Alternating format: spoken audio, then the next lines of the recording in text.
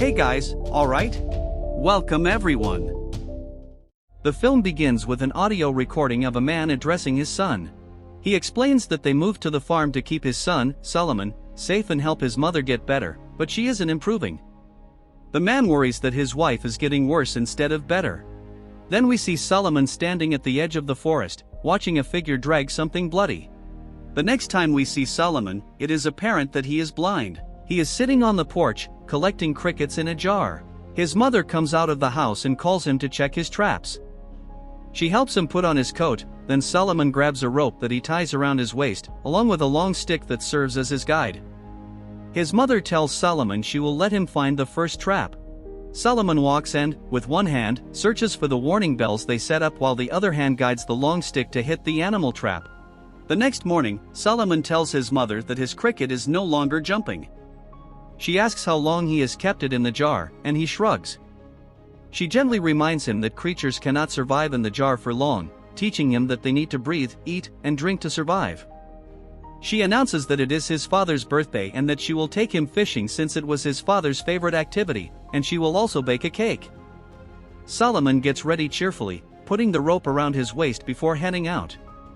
As they walk through the forest, his mother stops for a moment, listening to the surroundings. Solomon asks what happened, but she ignores him. Solomon asks where the animal went, and she praises him for being observant. She explains that perhaps the animals went to look for food as well.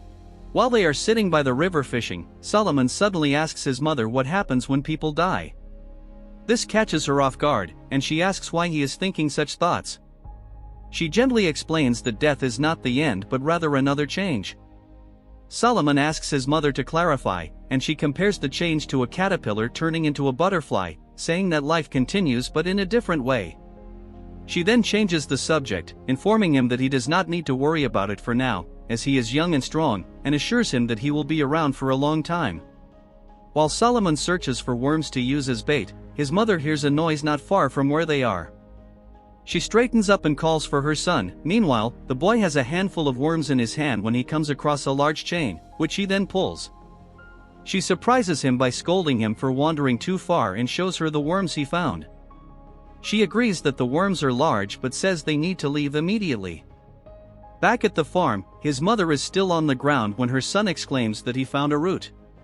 She praises him and encourages him to keep going. That night, his mother serves cake and begins singing happy birthday, but Solomon interrupts, asking if they have to do it. She tells him she thought it might be nice and advises him to make a wish and blow out the candle. She asks what he wished for, and he informs her that he cannot tell. While lovingly tickling and hugging Solomon, his mother lets out a few real coughs, showing that her health is worsening, but she hides this from Solomon. During bedtime, a tape recorder plays a recording of the couple reading a story to Solomon. She has the book on her lap while she lovingly hugs and kisses Solomon. The story is a bit peculiar, talking about a family of goats and how the goat stayed safe until the baby ventured far from home. The baby goat encounters a monster and runs back home in fear. Upon reaching home to its parents, the baby goat promises never to leave their side and stay home forever. The story seems premonitory as it ends. Solomon declares he is happy the baby goat made it home safely, and she agrees with him. She brings up the conversation they had earlier about death, and Solomon admits he still does not understand. She assures him that it is okay, as no one really understands, which is why it is important to have faith. Solomon asks what faith is, and his mother compares it to the time they thought the goat would not make it when it got sick, but Solomon knew there was no way it would die. Solomon confesses that he has faith in many things since he cannot see, and his mother just comments that he is a good boy, then wishes him good night. Before she can leave completely, Solomon calls for his mother and tells her he has faith. After leaving Solomon's room, his mother mysteriously heads into the forest despite the thunder and lightning above. Many years later, a teenage Solomon is now listening to the tape recording of his mother, where she tells him she had to leave him. She encourages him to keep going without her and reminds him to follow their 3 rules to stay safe.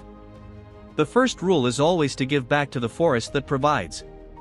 The second rule is to find comfort in hearing its music when his will is almost gone and he is close to giving up. The final and most important rule is that he must never let go of the rope, as the rope is his guide back home, and the rope will also ensure he is safe from any harm. That day, Solomon goes through all the traps set up earlier but only manages to bring home a single fish he caught while fishing. When he gets home, he lies down in the middle of the field, playing with the grass, obviously frustrated with his life. His days are a blur, practically the same one after another, until he hears a strange growling and chains dragging. He listens but does nothing, then chooses to go home instead of investigating further. Later, while sleeping, Solomon hears the goat bleeding in distress. This worries him, so he rushes to check. Approaching the place, he notices the animal is down, but something pulls it into the forest. Unfortunately, the traps are still empty the next day, and Solomon is resting under a tree, looking defeated when he hears a deep shot in the forest. He goes to investigate and finds a dead deer. While checking the deer, someone approaches from behind and tells him the deer was his. Scared, Solomon pulls out a knife to defend himself against the man, but the man hits him on the head with the butt of his gun, knocking him out. Solomon wakes up startled, but the man who shot the deer was just tending to his wound. He asks Solomon to calm down and promises not to hurt him. Solomon asks how they got home, and the man points out that he followed Solomon's rope.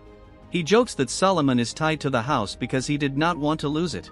He asks about Solomon's parents and if anyone else is around. He then returns Solomon's knife, which the boy grabs from him, waving it and warning the man that he is not a kid. The man agrees before introducing himself as Hank. He offers to clean Solomon's cut and give him aspirin in exchange for a place to stay until morning. Solomon insists he does not need Hank's help, but the man admits he needs Solomon's help since he will be lost when the sun sets. He also offers the deer he shot so they can make dinner for both of them. Solomon storms off, and Hank smiles, saying he will take it as a yes. While Solomon is busy chopping wood and the stew is cooking, Hank decides to explore the house more. He finds some of Solomon's things before picking up the bedtime storybook of the baby goat. Finishing the stew, Hank hears Solomon listening to the audio recording of his mother during dinner. Solomon eagerly eats the stew Hank prepared. Hank then asks if he can sleep by the fire that night, and Solomon agrees. He then brings up the subject of taking Solomon with him the next morning since he noticed that Solomon is running out of supplies, and he can take him to a safe place, but the boy immediately rejects the idea, insisting he does not need help. Hank then changes the subject, mentioning he saw that Solomon resembles his mother a lot. Solomon declares that he loves her and leaves for his room. Solomon and Hank wake up startled when they hear a monstrous growl coming from the forest. Hank grabs his gun while Solomon nervously descends the stairs. When they step out onto the porch, they see nothing, and Hank questions Solomon about the sound. Solomon admits he doesn't know what it was and doesn't think he's heard the noise before. Hank goes inside to get a flashlight, and Solomon tries to convince him not to investigate since the noise has stopped. Hank instructs him to stay put and promises to be back soon. Anxious, Solomon mutters to himself. In the forest, Hank finds the carcass of a bear and realizes something attacked and devoured the animal. While examining the surroundings, he shoots at a figure a few meters away. He expects it to fall, but instead, the figure growls and charges at him. Hank narrowly escapes the forest without seeing what it was.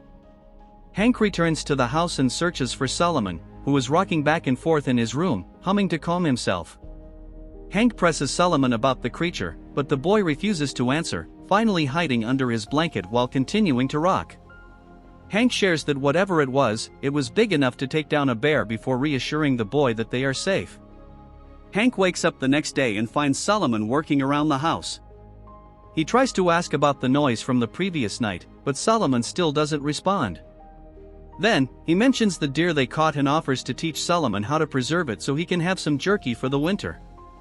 He plans to set up the old smoker he found and asks Solomon for a chain they could use. Solomon remembers the chain he found when he was younger and tells Hank. Hank asks him to lead the way so he can check it out and see if they can use it. The two find the chain, and Hank discovers that it's attached to something further ahead. He asks if Solomon would like to go, but since his rope doesn't go that far, Solomon shakes his head. Hank is led to a den but doesn't check further. He cuts the chain and returns to Solomon, sharing his discovery. He tells him not to worry about it since they already got what they needed, so it's no longer important. While Hank is setting up the smoker, Solomon asks if he could have a piece of the deer, and Hank readily agrees since they have plenty. After getting permission, Solomon takes a piece of the deer and offers it to the forest. Hank follows closely and asks what he's doing. Solomon explains that he hunts and gathers for the two of them, one for himself and one for the forest. Hank asks if it's witchcraft and assumes it's why some animal was prowling the night before. He suggests they check what the animals are doing when the light goes out, but Solomon refuses. Hank argues that whatever is out there won't go away, especially since he keeps feeding it. He recommends they set a trap for it. Solomon finally gives in and asks Hank how he can help. Hank adds length to Solomon's rope so he can still stay tied to the original. He goes inside to get a large trap and takes Solomon back into the forest to catch the creature that's been troubling them. While exploring, Solomon is suddenly dragged by the rope away from Hank.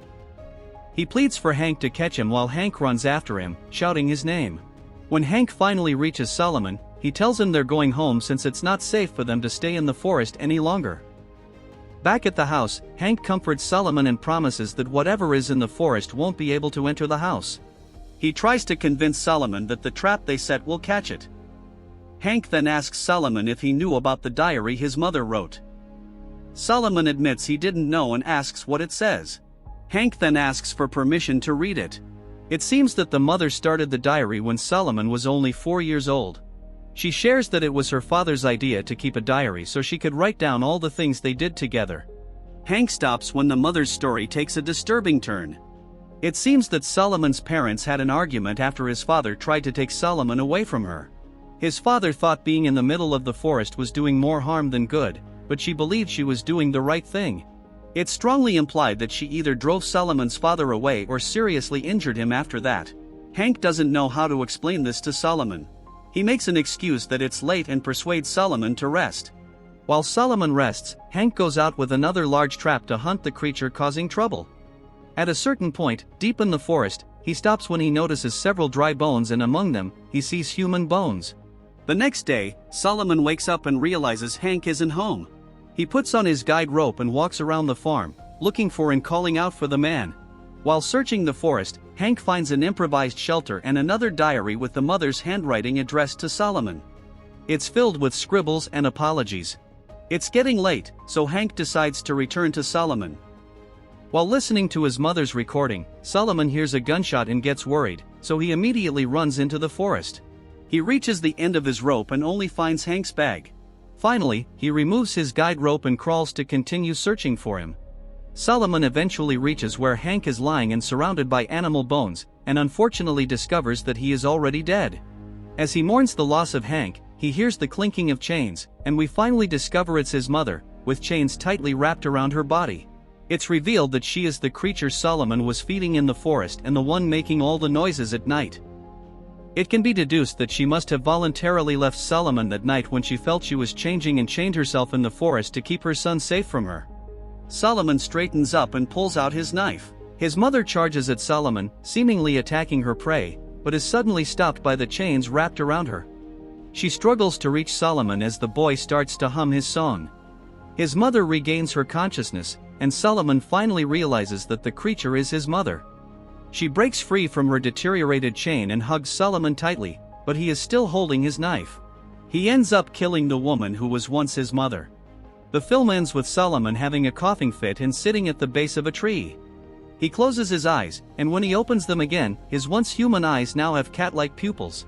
We discover that whatever afflicted his mother was contagious and has now passed on to Solomon.